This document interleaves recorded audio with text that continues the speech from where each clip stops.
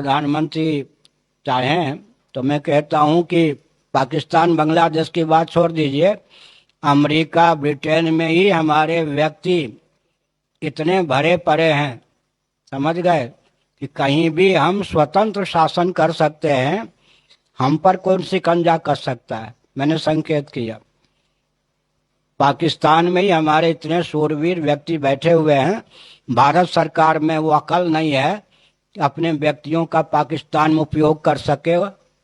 बांग्लादेश में ही हमारी शक्ति कम नहीं है। मैं तो यहाँ तक कहता हूँ कि पादरी बनकर घूमने वाले अमेरिका ब्रिटेन में हमारे करोड़ों व्यक्ति हैं, जिनके 4 करोड़ पूर्वजों को गाजर मूली की तरह मार दिया गया था। वो परिस्थितिवश पादरी बन के, क्रिश्चियन बन के घूमते हैं, लेकिन वो बाट जोहते हैं कब भारत से एक आवाज होगी और हम अपने पूर्वजों की हत्या का बदला लेंगे।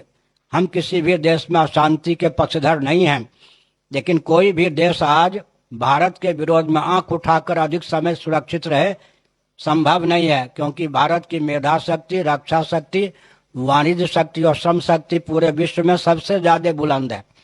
भारत के प्रधानमंत्रियों में ऐसी क्षमता नहीं कि अपनी मेधा शक्ति, रक्षा शक्ति, वाणिज्य शक्ति और श्रम शक्ति का भारत के हित में उपयोग कर सकें।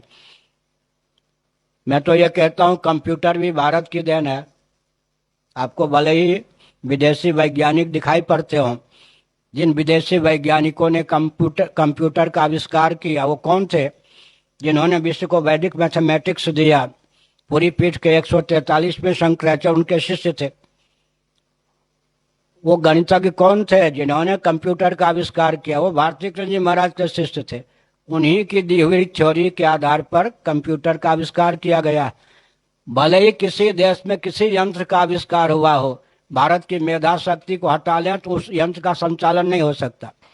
बुश महोदय के प्रवचन अगर आपने सुना हो, अब वो अवकाश प्राप्त राष्ट्रपति हैं, वो हर 2 महीने में एक वाक्य कहते थे, भारत के बच्चे जो भारत ये अमेरिका में रह रहे हैं वो इतने मेधावी हैं, मुझे तो चिंता है कि कल का अमेरिका भारत का खिलौना न हो जाए।